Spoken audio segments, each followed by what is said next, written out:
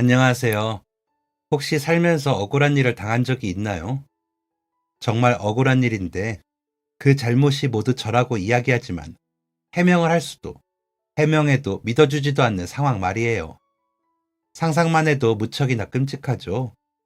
무척 안타까운 일이지만 저는 그런 일을 겪었었는데요. 아무리 이야기해도 아무도 제 말을 들어주지 않고 들어주려는 마음조차 없더라고요. 어린 시절 저는 요즘 친구들이 말하는 금수저 비슷한 거였어요. 우리 집은 무척 잘 살았었는데요. 엄청 넓은 마당이 있는 집에 그 당시 시골에서는 보기 드물었던 고급 자동차도 늘 주차되어 있었죠. 오래된 주택이기는 했지만 꽤 넓은 집이었고 솜씨가 좋은 분들이 잘 보수를 해주셔서 적절한 양식 구조가 섞인 곳이었어요. 넓은 마당에는 어머니가 키우시는 예쁜 꽃들이 사계절 내내 부족함 없이 펴 있었는데요.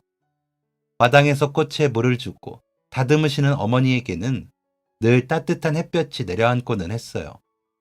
동화 속에 나오는 천사나 선녀가 실제로 있다면 저런 모습이지 않을까 하는 생각을 했었죠. 존경받는 아버지, 다정한 어머니, 그리고 저의 가장 친한 언니까지 제 가족은 그야말로 완벽한 모습이었어요. 주변에서 다들 저희 집을 부러워했고 단순히 좋은 집을 부러워하는 게 아닌 지적이고 화목한 제 가족의 모습들까지 부러워하고는 했죠. 그러다 보니 어릴 때를 떠올리면 늘 행복한 기억뿐이었어요. 고생이라고는 모르고 자랐고 늘 저를 사랑하고 위해주는 사람들에게 둘러싸여서 자랐으니까요. 특히 어머니 다음으로 어릴 때부터 저를 돌봐주던 아주머니가 계셨는데요. 제가 태어나자마자부터 저를 봐주기 시작하셨다고 해요. 그분뿐만 아니라 우리 집에서 일손을 도와주시던 많은 분이 제가 태어나기도 전부터 혹은 아버지랑 어머니가 결혼하기도 전부터 일을 하던 분들도 계셨어요. 그러다 보니 단순히 직원이 아니라 제 가족들에게는 그분들이 모두 제2의 가족이나 다름없는 분들이었죠. 제 유일한 자매였던 언니는 무척이나 똑부러진 아가씨였는데요. 저보다 3살이 많았는데 그 또래 아이들보다 더 어른스러웠어요. 어머니의 미모와 아버지의 카리스마를 그대로 물려받아 다들 나중에 언니가 잘하면 아버지 사업도 물려받겠다며 입을 모아 칭찬하고는 했어요. 그러다 보니 저는 자연스럽게 언니를 동경하게 되었는데요.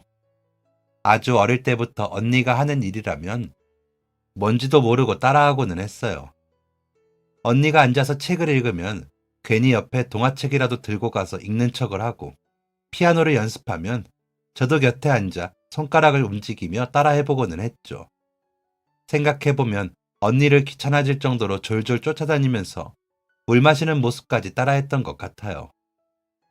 부모님과 언니, 그리고 일하는 분들까지 저에게는 누구 한 명도 빼놓을 수 없는 소중한 가족들이었어요. 제 어린 세상의 전부였다고 해도 과언이 아니었죠. 그 작고 행복한 세상은 계속될 것 같았지만 세상의 많은 것들이 그렇듯 영원한 것은 어디에도 없는 법이었죠. 그날은 유난히도 추운 겨울날이었어요. 추운 걸 몹시도 싫어했던 저는 날이 추워지면서 자주 투정을 부리거나 떼를 쓰고는 했어요. 그리고 사건이 발생한 날은 제 고집이 극도로 다다른 때였죠. 아버지와 사업으로 오래 알고 지낸 분이 크게 잔치를 벌여서 제 가족과 일하는 분들까지 모두 초대했어요. 집안끼리 오래 알고 지낸 사이였기에 저희가 찾아뵙고 자리를 빛내는 것이 매우 중요했어요. 대부분의 사업적 관계가 그러하듯이요. 그런데 하필이면 초대를 해준 그날이 제 생일이었죠. 문제는 거기서부터 시작되었어요.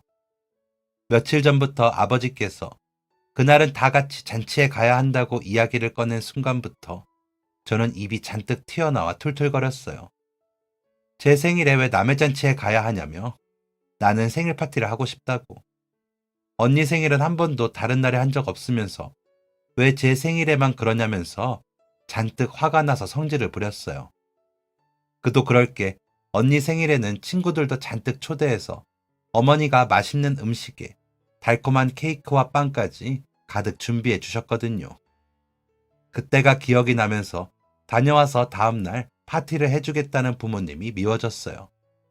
더 웃긴 건 저는 평소에 생일에 대해서 그렇게 신경 쓰는 아이가 아니었다는 거예요. 그냥 생일인가 보다 하고 주변에서 축하해주면 고맙게 받고 부모님이 가지고 싶은 선물을 이야기하라고 해도 딱히 갖고 싶은 게 없다며 어물쩍 넘기고는 했던 애였어요. 하지만 사람에게는 어떤 기운이라는 게 있는 건지 그의 생일날은 유독 특별한 의미를 두면서 내 생일 챙겨달라고 울고불고 때를 썼죠. 부모님은 전날 제가 원하는 케이크랑 선물을 사주겠다며 회유하려고 했지만 저는 무조건 당일에 축하를 해야 한다며 고집을 부렸어요. 그리고 결국 당일까지 때를 쓰는 저 때문에 부모님은 큰 결정을 하셨어요. 저만 빼고 잔치를 가기로 한 거죠. 아마 이 넓은 집에 혼자 있으라고 하면 울면서라도 따라가겠다고 할 것 같아서 그러셨던 것 같은데 저는 끝까지 고집을 부리며 그럼 혼자 집에 있겠다고 울면서 방으로 들어가 버렸죠. 그런 제 모습이 마음이 쓰였는지 어머니랑 언니가 떠나기 전 방으로 슬며시 들어와 이따 오는 길에 맛있는 거 많이 가지고 오겠다며 저를 달랬어요. 저는 혼자서 방에서 엉엉 울다가 아버지가 우리 진짜 간다? 정말 안 갈 거지? 하는 이야기에도 엉엉 우는 소리만 내면서 방에 틀어박혔죠. 그렇게 한참을 방에서 울다가 어느새 잠이 들었나 봐요.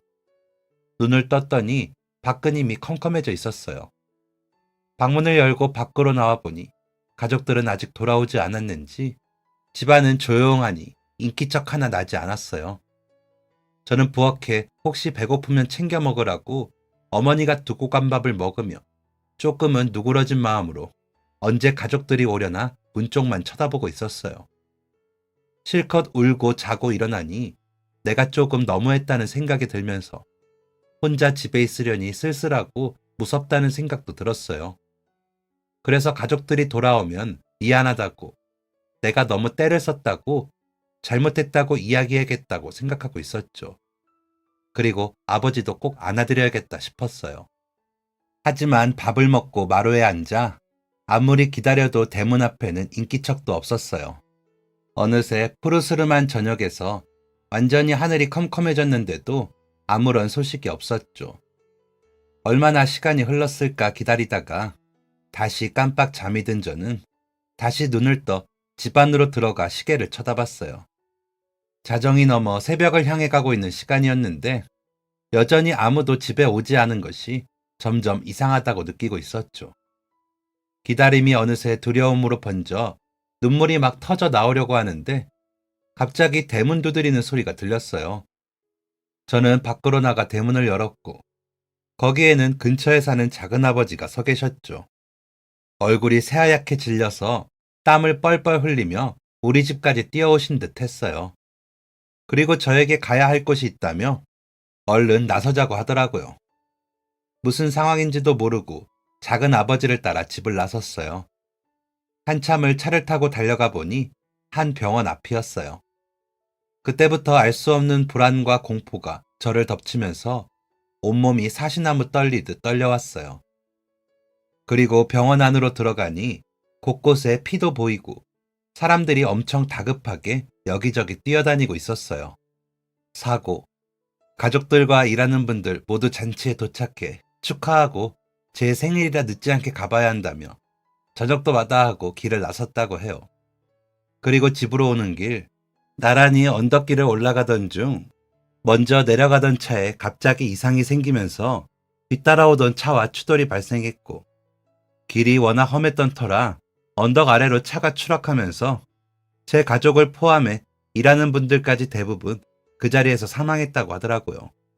가까스로 급하게 병원으로 옮겨진 몇 분도 매우 위급한 상황이었던 터라 수술에 들어가기도 전 숨을 거뒀고요. 졸지에 저는 그 자리에서 온 가족을 잃었어요. 말 그대로 정말 온 가족을 잃었죠. 저를 낳고 길러주신 부모님과 제가 태어나기도 전부터 평생을 함께한 분들까지 저희 집뿐 아니라 온 마을이 장례식장이 된 듯한 분위기였어요. 일하시는 분들도 대부분 마을에 가족을 둔 분들이 많았기에 더더욱 그럴 수밖에 없었죠. 정말 마을 전체가 슬픔에 빠졌고 오랫동안 주민들로부터 사랑과 동경 관심을 받아왔던 우리 가족에게 생긴 비극이라 더 큰 이슈가 되었죠. 하지만 이런 슬픔 속에서는 작은 수군거림도 있었어요.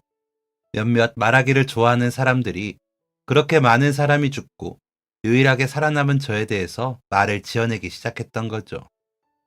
혼자 남아 불쌍하다, 안타깝다는 말도 있었지만 며칠 내내 제가 뿔난 모습을 봤던 어떤 사람들은 제가 사람들을 미워해 저주를 내렸다는 소문을 내기도 했어요. 두려워하는 눈빛, 안타깝게 여기는 동정하는 눈빛, 어느 쪽이든 집 밖을 나설 때마다 좋지 않은 시선들이 저를 향했어요. 마을에 있는 모든 사람이 저를 쳐다보는 것만 같았죠. 사람들을 대하는 게 무섭고 두려웠고 앞으로 혼자서 어떻게 살아야 할지도 막막했어요. 제 앞으로 막대한 유산이 남겨져 친척분들은 모두 저를 데려가겠다고 했고 그나마 제 가족과 가까웠던 작은아버지께서 저를 걷어주기로 하셨어요. 작은아버지가 사시는 곳은 그래도 원래 제가 살던 동네에서 조금 떨어진 곳에 있었는데요. 인적이 드문 산 쪽에 집이 있다 보니 사람들을 마주칠 일도 적고 한결 지내기가 편안했어요. 그곳에서 저는 가족을 잃은 슬픔도 조금씩 회복하고 주변의 시선으로 힘들었던 마음도 조금씩 안정을 찾아갈 수 있었어요. 어느새 시간은 흘러 다행히 별일 없는 저는 무탈하게 성장을 했어요. 고등학교를 졸업한 이후 작은아버지는 제 앞으로 나왔던 유산을 이제 온전히 제가 관리할 수 있도록 해주셨고 그 유산에는 오래전 살던 우리 집도 포함되어 저는 정말 오랜만에 어릴 때 살던 집으로 돌아갔어요. 저는 마을의 작은 가게에서 점원으로 일했어요. 유산이 있기는 하지만 그래도 제 밥벌이는 스스로 하면서 제 몫은 제대로 하고 싶었거든요. 그리고 가게에서 일하던 중 남편을 만나게 되었어요. 남편은 근처 비료 공장에서 일하던 사람이었는데 어릴 때 부모님을 여의고 할머니와 살았다고 하더라고요. 그리고 할머니가 돌아가신 후 산소를 예전 고향으로 모시게 되었고 마침 거기가 제가 살던 동네였던 거죠. 가족이 없이 외롭게 살았던 게 어떤 기분인지 알기에 그런 부분에서 서로 많이 공감할 수 있었어요. 저보다 몇 살 많은 오빠였는데 무척 자상하고 세심하면서 제 마음을 잘 이해해주는 모습에 저는 금세 빠져들었어요. 물론 그동안 내 가족이 없다는 생각에 외로웠던 탓도 있던 것 같아요. 작은 아버지네 가족분들은 저를 잘 돌봐주셨지만 그 사이에서 저는 어딘가 늘 겉도는 느낌을 받았거든요. 진짜 가족이 아니라 늘 손님이라는 생각이 마음 한편에 있어서 완전히 녹아들지 못했었어요. 저는 그 사람도 저와 같은 마음이라고 생각했고 그래서 저희는 서둘러 결혼해 가족을 꾸리기로 했어요. 이제 진짜 내 가족이 생겼다는 생각이 들면서 소속감도 느껴졌어요. 어린 나이 갑작스럽고 서툴게 시작한 결혼 생활이지만 잘할 수 있을 거라는 묘한 자신감도 있었죠. 결혼하고 나니 작은아버지는 그동안 저희 아버지 대신 물려받았던 가족 사업에 남편도 함께 하자고 했어요. 가족이라고 해서 당장 높은 자리부터 하는 것은 아니지만 착실히 일을 배워 언젠가는 아버지와 우리 가족이 이끌었을 회사를 저와 남편이 도맡게 되면 좋을 거라고 이야기해 주시더라고요. 사업에는 크게 관심 없던 저는 망설였지만 남편은 지금 하는 일은 급여도 적은데 몸은 힘들어서 솔직히 체력이 언제까지 될지 모른다고 장래성이 없는 일을 계속하다가 나이 들거나 다쳐서 급하게 다른 일을 찾느니 차라리 가족 사업을 배우는 게 낫겠다며 저를 설득했어요. 남편의 이야기를 들어보니 일리가 있어 저는 그렇게 하자고 했죠. 처음 남편은 일을 시작하면서 무척이나 착실하게 해나가는 듯 했어요. 작은 아버지도 근면성실하다면서 칭찬했죠. 문제는 얼마 안 가 터지기 시작했어요. 남편은 조금씩 일하면서 생기는 불만들을 집에서 이야기하기 시작했거든요. 그래도 자신도 가족인데 언제까지 이렇게 아랫사람이나 하는 일을 계속해야 하는지 모르겠다는 둥 불평 불만은 날이 갈수록 심해졌어요. 그러면서 저에게 작은아버지에게 하루빨리 더 중요한 일을 할 수 있도록 잘 이야기해달라며 부추기기도 했죠. 중간에서 난감한 경우가 많았지만 그래도 남편은 이제 제 가족이고 제 사람이니까 저는 최대한 남편에게 도움이 되고 싶어서 종종 작은아버지를 찾아뵙고 이야기를 드렸어요. 똑똑하고 성실하고 일머리 좋은 사람이니까 믿고 맡겨주시라고 말이죠. 몇 년 지나지 않아 작은아버지는 몸이 급격히 안 좋아지셔서 일을 그만둘 수밖에 없었어요.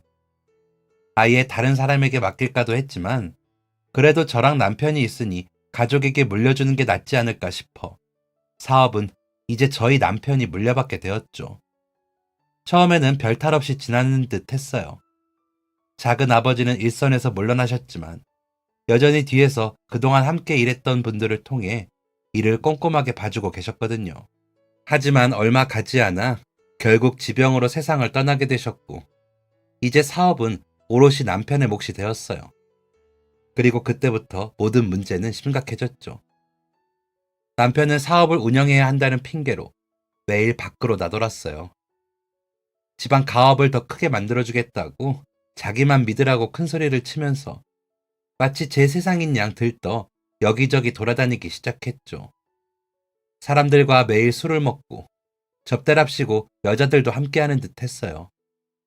크게 따지고 싶었지만 그래도 일하겠다는 사람을 너무 몰아세우는 것도 아닌 것 같아 참았죠. 그래, 사업하는 사람들은 다들 그렇다고 하더라 하면서 저 자신을 설득했어요. 그리고 이제 저에게는 유일한 가족이니 이 관계를 나쁘게 만드는 일은 아무것도 하고 싶지 않았어요. 그래서 이해심 많은 아내인 척, 다 괜찮은 척 그렇게 넘겼던 것 같아요. 하지만 시간이 지나고 보니 남편은 겉만 번지르르한 사람이었어요. 행동보다 말만 앞서는 사람이었고 항상 결과는 없는 사람이었죠.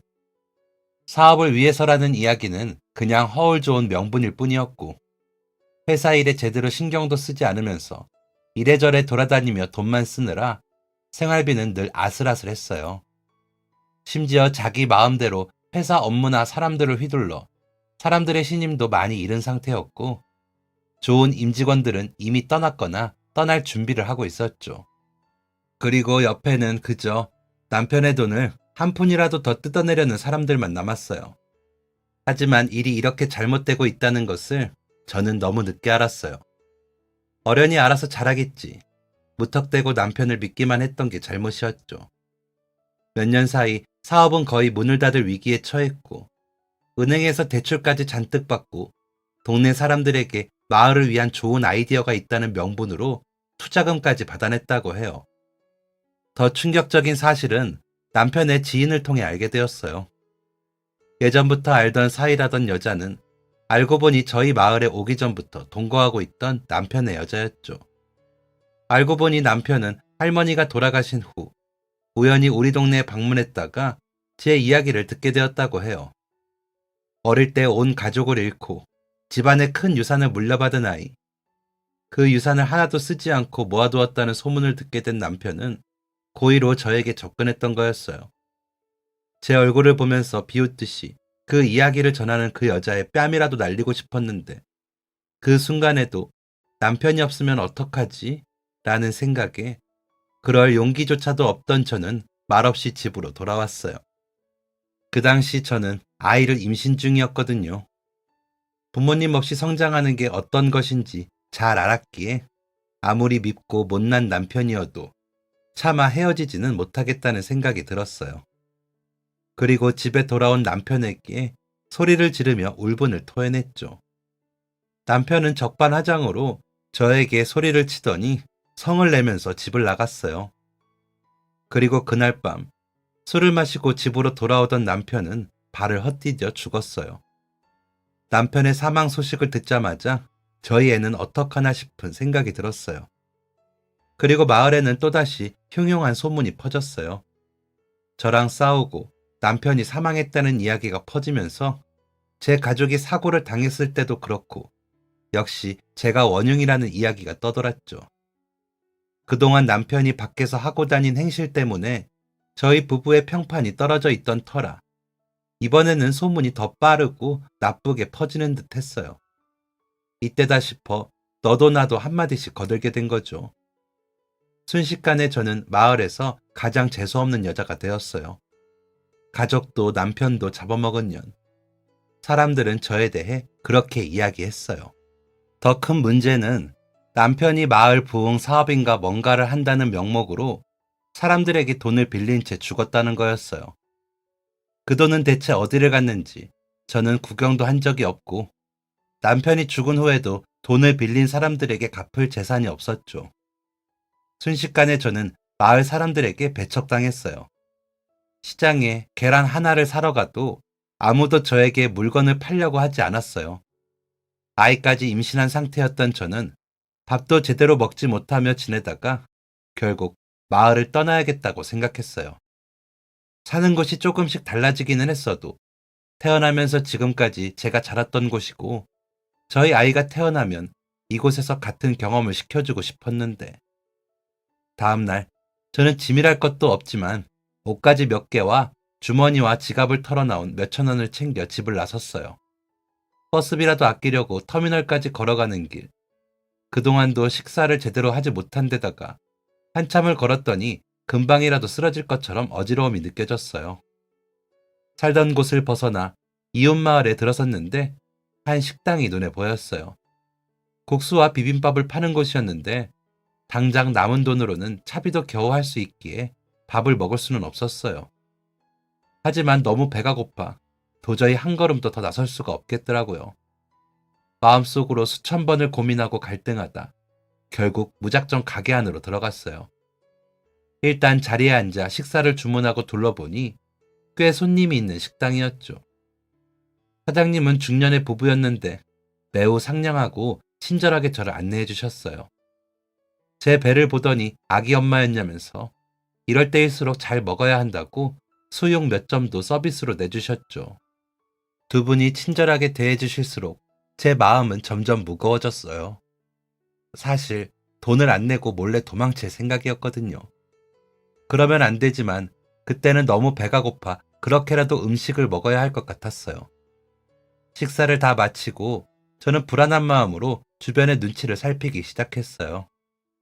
어느새 가게의 손님은 한 차례 빠지고 홀에는 저 혼자뿐이었죠. 두 분은 설거지거리를 들고 주방 안으로 들어가셨고 한참 고민하다가 카운터에서 펜으로 정말 죄송하다고 다음에 와서 꼭 갚겠다는 메모와 함께 제 이름을 적어두고 돈을 내는 척하면서 가게를 빠져나왔어요. 심장이 너무 쿵쾅거리고 두 손이 벌벌 떨리는데 빨리 도망쳐야 한다는 생각에 덜덜 떨리는 다리를 억지로 끌면서 터미널을 향해 갔어요. 그런데 그때 누군가가 저를 부르면서 뛰어오더라고요. 얼른 도망치고 싶었지만 결국 남자 사장님이 달려와 제 어깨를 두드리며 불렀어요. 저는 너무 무서워 식은땀이 뻘뻘 나는데 어떻게 해야 할지를 몰라 고개를 푹 숙이고 무조건 잘못했다고 빌자는 생각으로 무릎을 꿇으려고 했어요. 하지만 사장님은 전혀 예상하지 못했던 이야기를 하셨어요. 어떤 사정이 있는지 모르겠지만 저희 부부에게도 힘들었던 시절이 있었어요. 얼굴 보니 그동안 먹는 건 고사하고 잠도 제대로 못 잔 것 같은데 혹시나 먹은 거 얹히기라도 하면 아기 엄마도 아기도 안 좋아요. 그러니까 오늘 일은 앞으로 열심히 살기 위해 겪은 경험이라 생각하고 너무 마음 무겁게 갖지 말아요. 그리고 이거.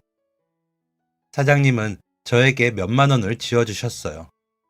차비에 보태서 사용하라며 이 동네 벗어나 다시 자리 잡고 아이도 잘 키우고 그렇게 살라면서 말이죠. 알고 보니 사장님도 제가 누군지 알고 계셨어요.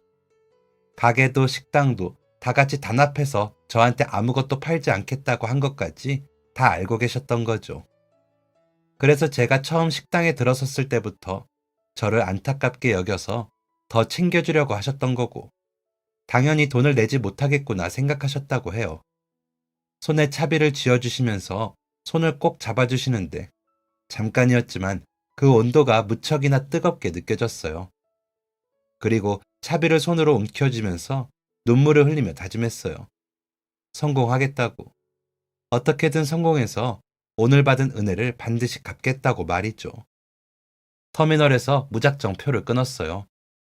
친척분이 사는 지역으로 도착해 부끄러움을 무릅쓰고 벌어서 어떻게든 갚겠다고 돈을 빌렸어요. 간절하게 부탁하는 저를 차마 모른 척 할 수 없어 한 달치 방세를 빌려주셨고 그 돈으로 근처 제일 저렴한 여관을 잡았어요. 그리고 주변에 무작정 일자리를 찾으러 다녔어요. 겨우겨우 한 식당에서 저를 고용해 주겠다고 하셨고 저는 식당에서 일하면서도 시간이 남을 때마다 동네에서 박스도 줍고 공병도 주어 100원 한 푼이라도 벌기 위해 돌아다녔어요. 배가 점점 불러오면서 몸이 무거워지고 힘들었지만 이 악물고 버티면서 일했어요. 그리고 월급을 받을 때마다 방세를 빌려준 친척분에게 갚았어요. 그렇게 몇 달 죽어라 일만 했고 출산일이 다가왔어요. 어려운 상황에서 악착같이 사는 제 모습을 안타깝게 여긴 친척분이 병원에 데려가 아이를 낳을 수 있도록 해주셨어요. 일주일간 산후조리까지 도와주셔서 덕분에 저는 사랑스러운 아이와 무사히 만날 수 있었죠. 태어난 아이를 보니 새삼 깨닫는 게 있었어요. 남편이 사망하고 재산을 모두 잃으면서 저에게 아무것도 남은 게 없다고 생각했는데 아직 제 유일한 가족이 남아 있었어요. 작은 세상에서 저만 바라보고 의지하는 소중한 아이. 제 품에 안겨 젖을 물고 있는 모습을 보니 다시 한번 힘이 불끈 솟아나는 것 같았어요. 이 아이를 위해서라도 어떻게든 살아남아야겠다 결심이 들었죠. 아이를 낳고 몸이 회복되고 나서 바로 일을 시작했어요. 공장 일이 끝나면 밤부터 새벽까지는 기사 식당에서 음식도 만들고 서빙도 했어요. 생활이 크게 나아지지는 않았지만 그래도 시간이 흐르면서 여간방은 월세집이 되었어요. 여전히 입에 풀칠하면서 살기 빠듯하지만 그래도 우리에 굶기지는 않을 수 있을 정도였죠. 생각보다 육아에는 필요한 게 많았어요. 특히 옷은 금방 자라버려서 사두면 금세 못 입어 아깝더라고요. 원래 손재주가 좀 있어서 옛날부터 제 옷도 수선해서 입고는 했던 저는 돈을 모아 미싱을 하나 샀어요. 그리고 작아진 아이 옷을 수선해서 입히거나 물려받은 옷을 리폼해서 입히고는 했죠. 주변에서 안 입는 옷을 주거나 남는 천이 있으면 주기도 했어요. 그걸로 아이 옷도 만들고 머리 장식도 만들었는데 주변에서 반응이 꽤 좋더라고요. 어디서 샀냐고 물어보는 분들도 있고 자기도 만들어주면 안 되냐고 부탁하는 분들도 있었어요. 주변에 친한 분들이 천이나 안 입는 옷을 수선해달라고 부탁하면 만들어주기도 했는데 그게 조금씩 입소문을 타면서 돈을 주고 옷을 만들어달라는 분들도 생기더라고요. 그렇게 한 명 한 명 부탁받다 보니까 어느새 거기서 버는 수입도 꽤 생겼어요. 집에서 아이를 보면서 일도 할 수 있다 보니 밖에서 하던 일을 줄이고 의뢰를 늘리기 시작했어요. 다행히 맡겨본 분들이 소문을 잘 내주셔서 생각보다 의뢰가 꾸준히 들어왔어요. 어느새 의뢰를 주던 분들은 고객님들이 되었고 저는 동네에 전단이나 인터넷 카페에 글을 올리며 더욱 본격적으로 옷을 만들기 시작했어요. 그리고 점점 규모가 커지면서 사업자도 등록하게 되었어요. 처음에는 동네 주변 분들만 해드리다가 점점 지역도 넓어져서 인터넷으로 문의하면 만들어서 택배로 보내드리기도 했어요. 정신 차려보니 제가 아동복을 제작하고 판매하는 사장님이 되어 있었어요. 운 좋게도 온라인으로 판매를 도와주겠다는 분들을 만나서 소소하게 저희 아이를 위해 옷을 만들던 일은 이제 본격적으로 직업이 되었어요. 직접 디자인도 하고 만들면서 물량이 늘어나 더 이상 혼자서는 할 수 없게 되어 공장과도 계약했어요. 몇 년 사이 매출이 뚜렷하게 성장했고 30대 중반의 젊은 나이에 저희 온라인 샵은 아동복으로 꽤 유명해지게 되었어요. 틈틈이 프리미엄 라인으로 드레스나 양복, 동물 복장 같은 특수 의상을 소량으로 직접 제작해 판매하기도 했는데 이 역시도 반응이 폭발적이었어요. 수요가 늘어나니 매출도 늘었고 매출이 늘어나니 운영을 위해서 직원들도 더 필요했어요. 혼자서 방구석에서 돈이 없어 저희에 입히려고 옷을 만들던 일이 어느새 저만의 브랜드가 되었는데요. 여간에서 햇빛 하나 안 들어오는 월세로 옮길 때도 감사했는데 이제는 햇빛도 잘 들어오는 전셋집으로 이사를 하게 되니 어떻게 이 자리까지 올 수 있었을까 놀랍고 감사하다는 생각도 들고 여전히 믿기지 않기도 해요. 그런데도 자리를 잡기까지 꽤 걸렸는데요.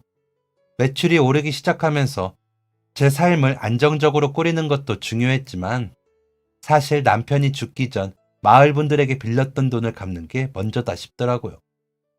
비록 저는 전혀 몰랐던 일이고 남편이 빌린 돈이기는 하지만 그래도 그로 인해서 피해를 당하신 분들이고 제 남편이 저지른 일이니 제가 어떻게든 갚아가는 게 맞다고 생각이 들었어요.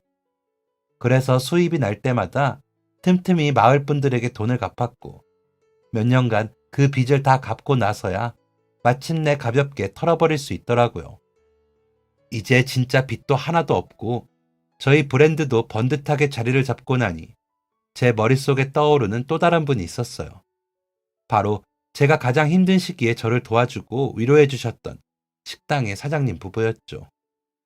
브랜드가 자리를 잡아가면서 몇 번이라도 먼저 찾아뵐까 생각도 들었는데 빚을 다 갚기 전까지는 아직 떳떳하게 저 진짜 성공했어요 라고 말하기가 어렵더라고요.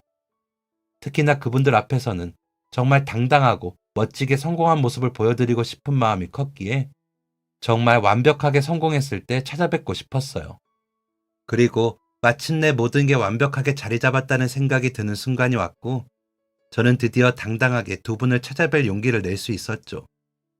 그때 제가 받았던 돈은 몇만 원이었지만 그 시절의 가치 그리고 제가 받았던 의미가 크기에 봉투에 100만 원을 준비해서 아이와 함께 길을 나섰어요.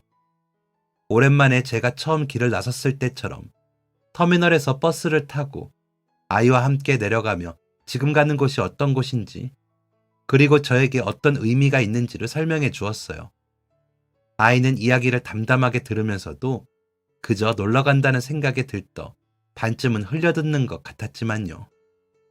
동네 어귀에 도착하니 많은 게 바뀌어 있었어요. 긴 세월 제가 달라진 만큼 동네도 성장한 거죠. 어느새 아파트와 신식 상가, 카페들이 즐비한 동네를 걸으며 마침내 식당을 찾았어요. 그런데 가게도 훨씬 규모가 커지고 엄청나게 세련되어졌더라고요. 순간 여기가 맞나 싶은 생각이 들어 자세히 보니 이름이 비슷한데 제가 밥을 먹었던 그곳은 아니었어요.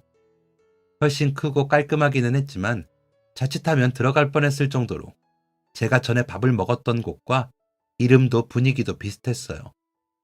당황스러운 마음에 가게 앞을 서성이는데 한 5분 거리 정도에 또 다른 가게가 보였어요.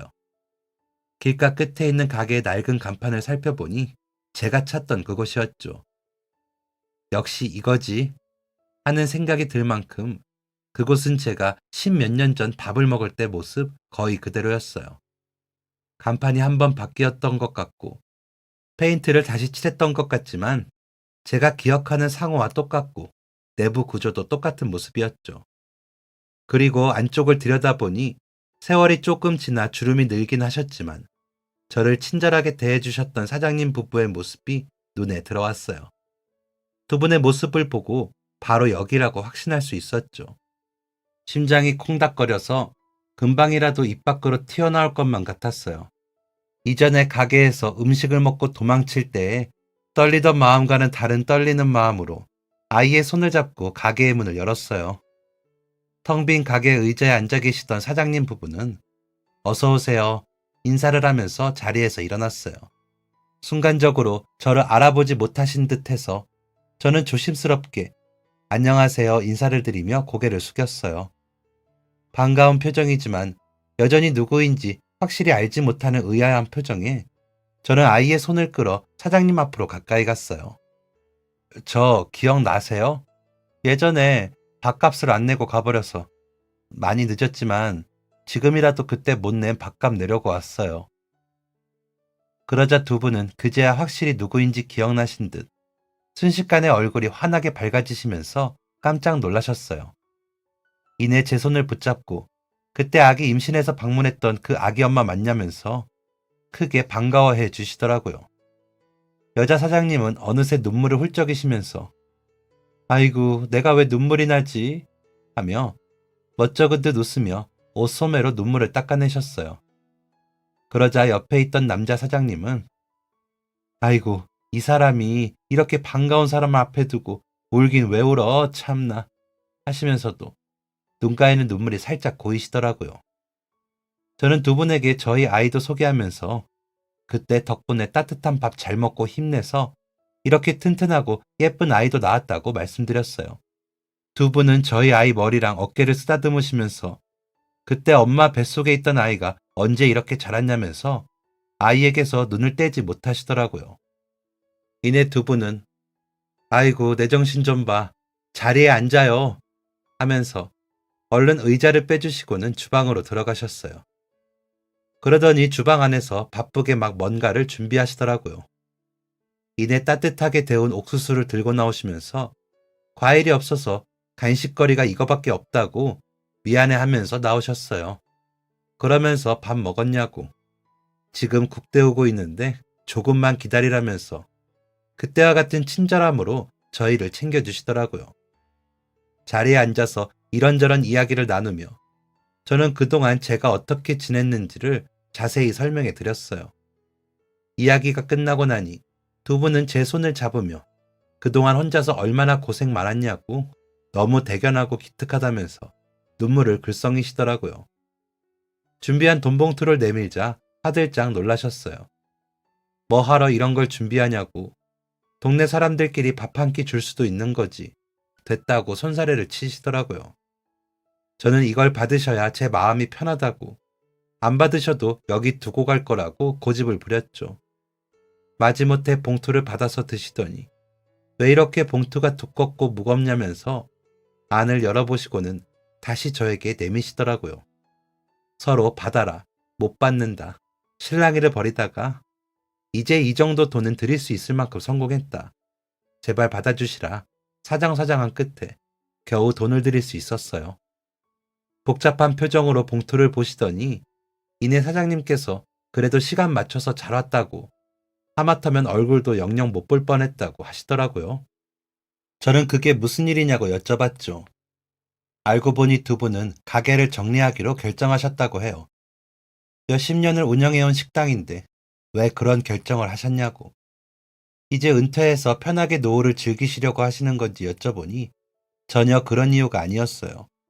사장님 내외부는 가능하면 꼬부랑 할아버지 할머니가 되어서도 식당을 운영하면서 손님들 밥을 먹이고 싶다고 하시더라고요. 그럼 가게를 왜 내놓으시냐고 여쭈니 더 이상 운영하지 못할 만큼 사정이 어려워지셨다고 해요.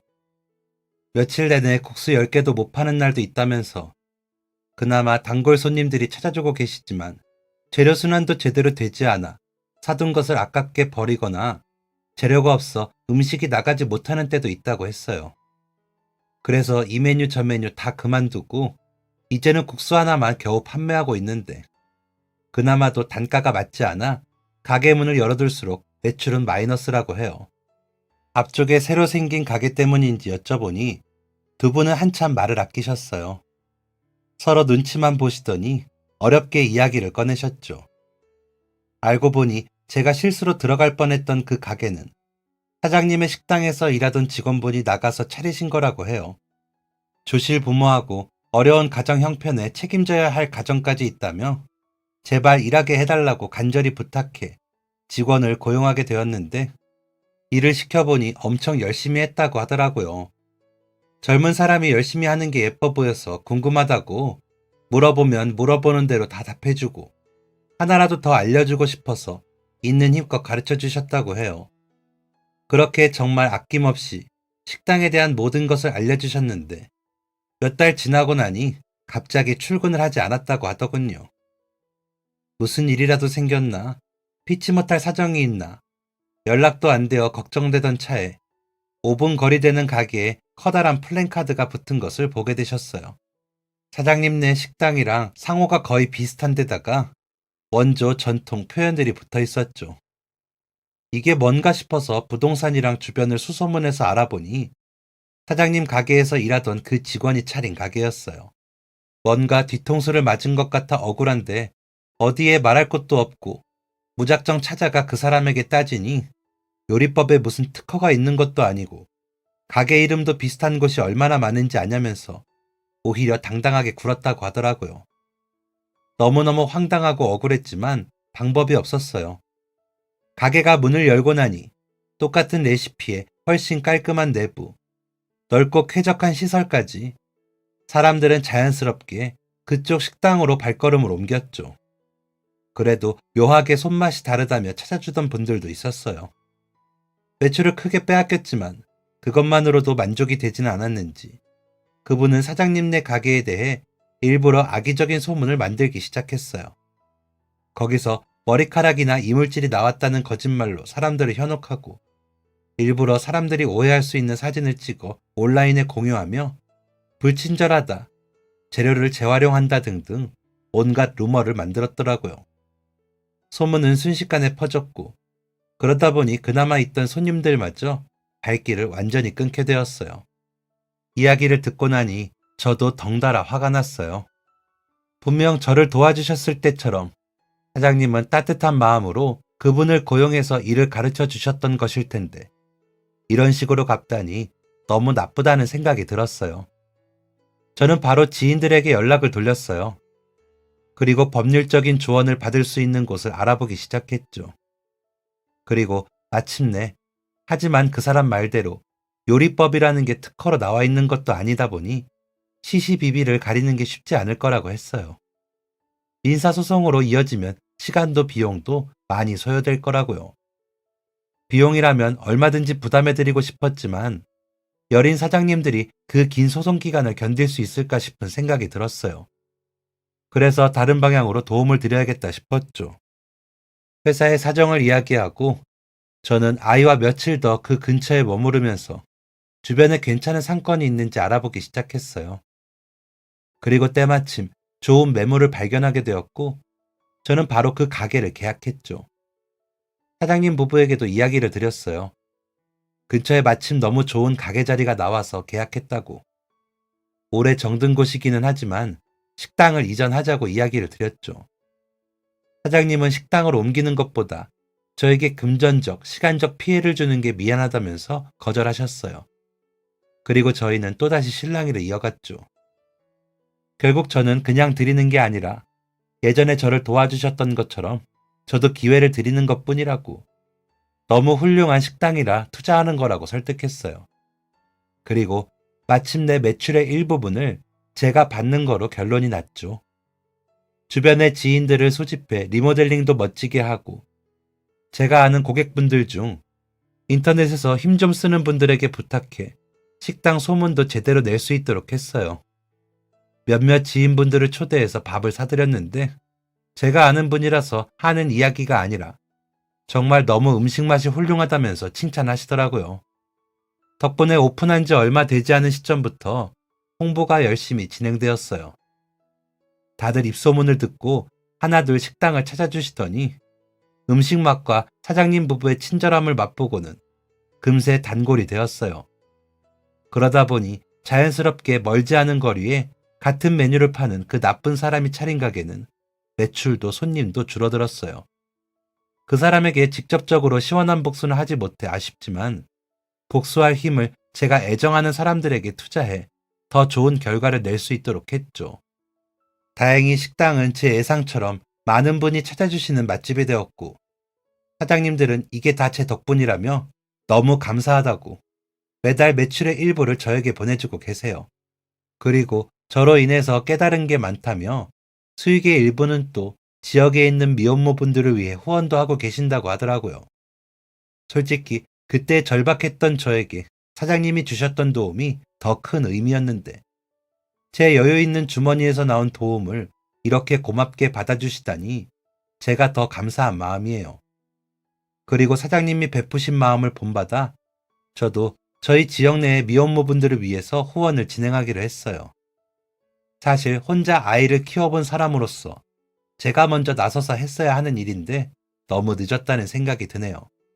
제 아동복 판매도 꾸준히 성장하고 있고 사장님들의 식당도 잘 되고 저희 아이도 어디 하나 아픈 곳 없이 건강하게 자라주고 있는데요.